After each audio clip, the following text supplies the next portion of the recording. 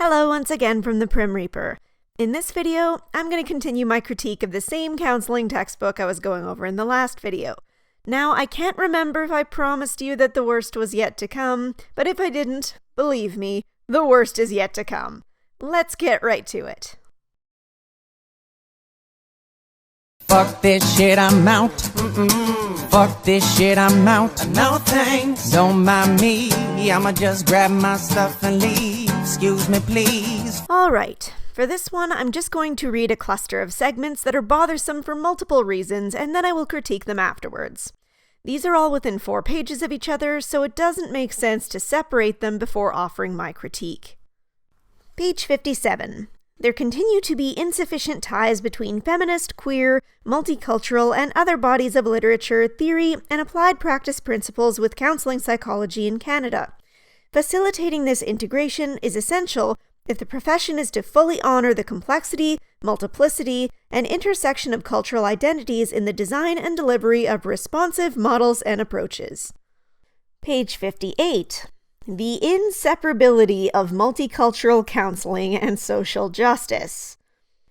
The growing recognition of the impact of broader systems of power and privilege shifts the focus within counseling psychology from recognizing diversity and being culturally responsive in practice to a call for active engagement to address the connections between cultural diversity and social justice.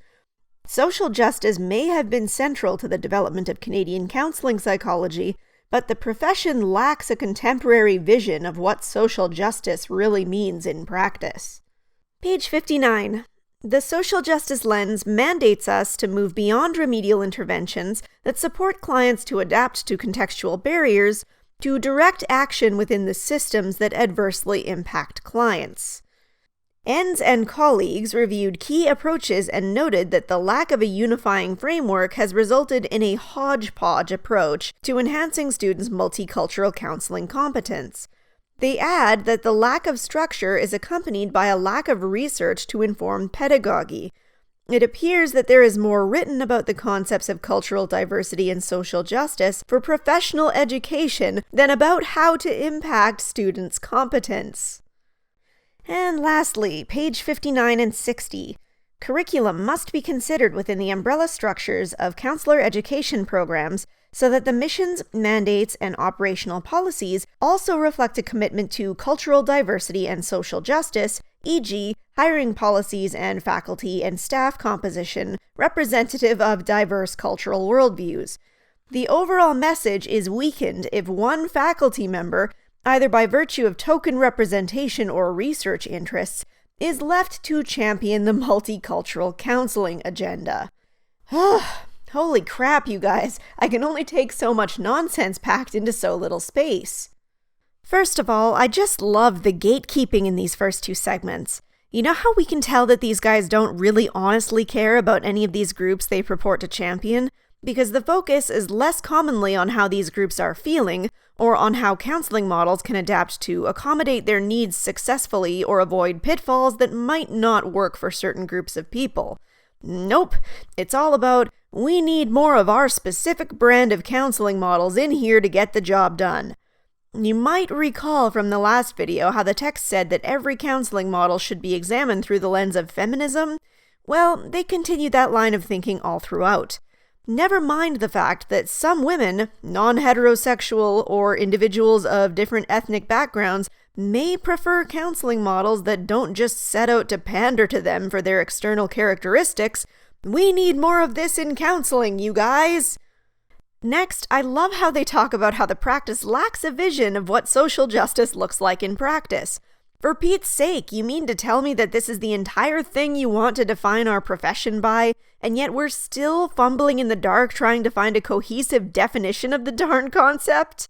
Especially when the next segment I read is about how we're meant, again, to use this undefined concept of social justice to stop focusing on how to teach people to better survive in the world around them in favor of focusing on how to change the world to suit their needs. Because this is a recipe for success right here. Oh god, and then there's that bit about how there's more literature written for professional education than on how to increase counselor competence. You can't make this stuff up. Like, honestly, how did these guys not fall out of their chair laughing while writing this crap? I don't see how this cluster of paragraphs isn't the best written argument against social justice ever, but maybe I'm just not looking at it through the right lens. Which brings us to the last one in this segment. I just had to laugh at the concept. Like, yes, you have to have a representative hiring practice, but don't you dare hire a token minority to fill a quota, though. Do they not see how contradictory these two ideas are? If you're focusing on hiring people based on their different skin tones, or the fact that they prefer to bat for the other team, then you're by definition hiring them for tokenism. If you were given a stack of resumes with no names or pictures attached to them and were forced to hire half of them, and the half that you chose based solely on credentials alone happened to be all white or all black or all preferred boring heterosexual relations, wouldn't that be better because at least you'd know you'd chosen the best people for the jobs with the best credentials regardless of anything else? Wouldn't you feel better about your selection because he was outstanding in his field than because he was a step or two up the skin tone shader so you and your diversity HR rep could hork at each other about how enlightened you are? Not to mention there's the whole stupid aspect of assuming that people will necessarily hold diverse cultural views simply by nature of external characteristics anyway. Because you know that's exactly what they mean when they say that phrase. People aren't exactly known for including their diverse cultural views on a resume, if you know what I'm saying. If you had two black men apply for the same job at a very liberal college and one talked about his liberal secular viewpoints, and the other talked about his conservative Christian viewpoints, given the likely current division of viewpoints leaning heavily to the left, they would naturally want to hire the latter fellow to round out their diverse cultural worldviews, right? Right? Wouldn't want to add diversity where it actually counts, would you? You know, views that actually challenge your own and force you to look more deeply at yourself. Guess you have to actually have some depth for that to be a worthwhile endeavor, don't you? But no, people like this are more interested in having as many differently colored hands patting them on the back as possible than in having diversity that truly matters. Then, of course, there's the whole detail of having just one person to represent the multicultural counseling agenda, which just adds a whole new layer to all of the silliness. How many people do we have to have on the team before we're considered sufficiently diverse? 50%? And what does 50% even mean in this context? Are 3 white people, one from South Africa, one from Holland, and one from the United States, sufficiently multicultural by virtue of growing up in extremely different environments from each other? Do we necessarily have to have one person who is black, one who is brown, one who is Asian, and one who is white? Are these people not then becoming tokens of each respective category? Do we have to hire different-looking people in pairs? If we have a team that is mostly white people and then we hire a black woman who is extremely skilled in her field with tons of great experience, do we then have to go out and seek out another black individual who might not have quite the storied list of credentials just so that the previous person doesn't run the risk of becoming the dreaded token black person on the team? What about if we have a team full of black people and they try to hire a white person? Does it apply then? Of course, we could just avoid all this nonsense entirely by doing what I originally said and selecting the most capable men and women for the job based on their career and academic credentials, but it's these guys who are wanting to make things all complicated, so whose dumb fault is that? Gosh, there are so many more things from this text that I could include that I'd never be able to fit them all, so I have to pick and choose here. I'm choosing this next section because I personally think it's hilarious. Page 71. Prior to contact with European explorers, North American indigenous communities had effective methods for preventing and treating illness and injury. For example, Bob and Lane have recorded how the Nuxalk people of British Columbia effectively survived the smallpox epidemic by creating and following a plan to avoid complete annihilation. Community members were ordered by leaders to scatter from villages in pairs and to remain in shouting distance apart, and if one partner died, the other was to bury him or her.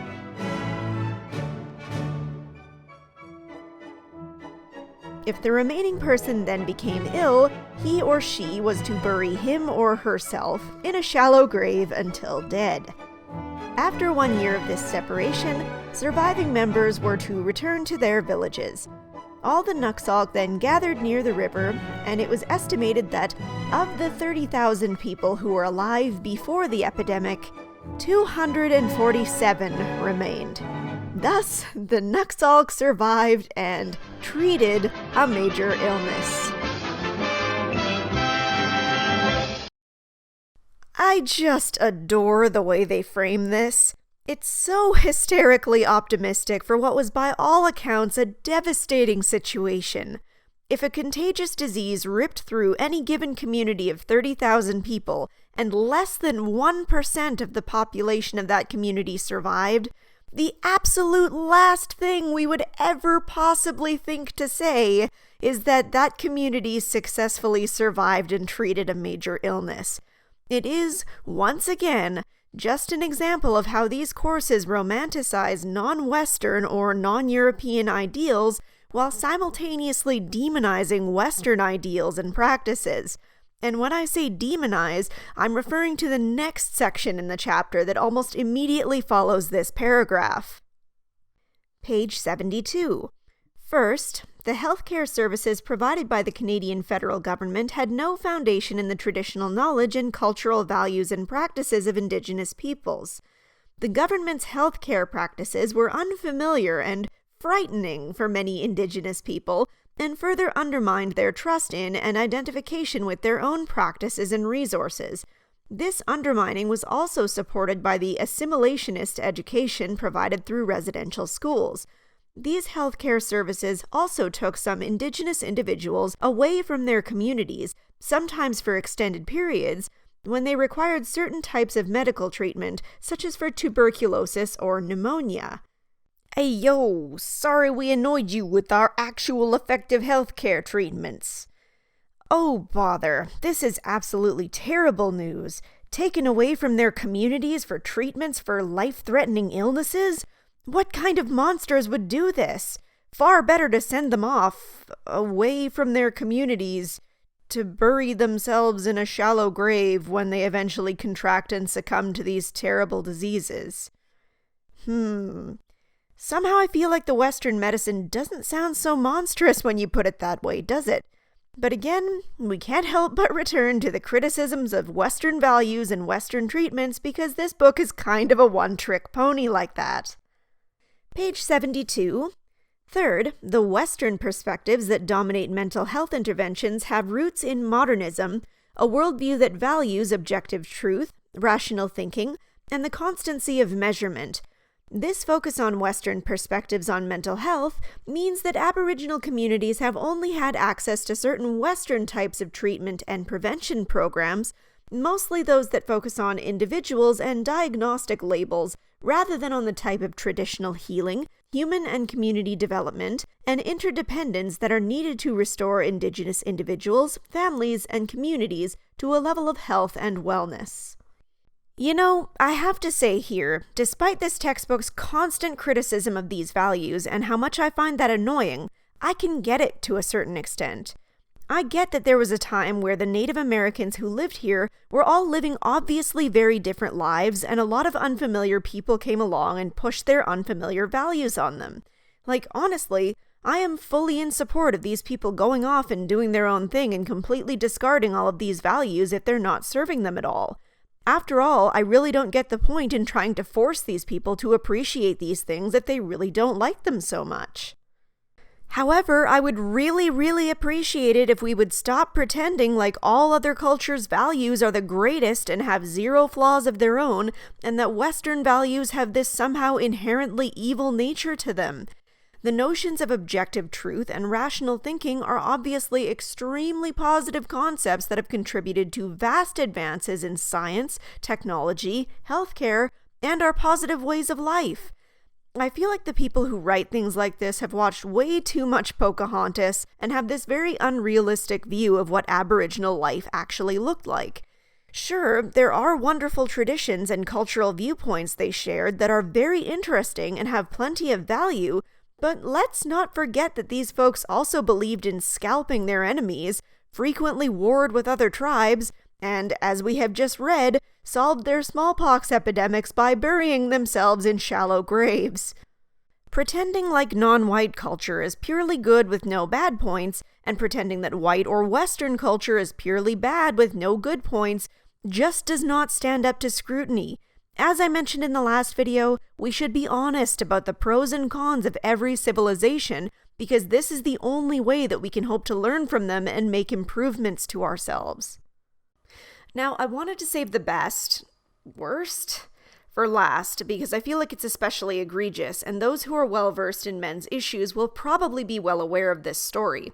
It's the story of Bruce Reimer and the unfortunate circumstances surrounding his life. For those of you not familiar with it, I'll give you the brief rundown. When Bruce was born alongside his twin brother, an unfortunate circumcision accident destroyed his penis. Rather than try to reconstruct the damage, it was agreed that the best plan would be to change his genitals into a vagina and raise him as a girl named Brenda. As if this wasn't all terrible enough, the parents decided that the best way to cement his new feminine personality would be to perform inappropriate sexual role plays between him and his brother, with him in the bottom position. You know, like a normal happy family would want to do. I don't think that I need to explain that this sort of treatment can really mess with a person, and Bruce knew that things weren't right from early on. He eventually came to discover the truth and reassumed his male identity, taking on the name David and going on to have a heterosexual marriage. Unfortunately, this marriage was not harmonious. Who knew that gross sexual abuse can affect someone's ability to form a normal, healthy relationship in adulthood, right? And it later ended in divorce. Alongside all of this, David's brother wound up committing suicide. Shortly after the divorce, David wound up taking his own life as well. It's a tragic example of how messing with the constructs of nature and nurture can have devastating consequences. Now, how was Reimer's story presented in this textbook? Let me show you. Intersex activism has a more recent history, beginning after the Intersex Society of North America was founded in 1993. A case involving a Canadian received a great deal of media attention. Bruce Reimer was surgically assigned to the female gender at 8 months of age.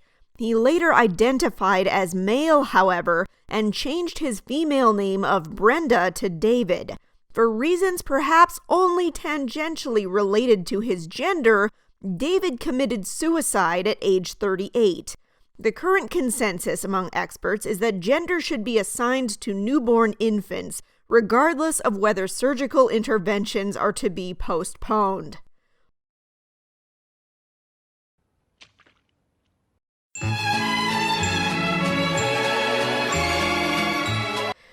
I've been prepared to let an awful lot of things slide in this book.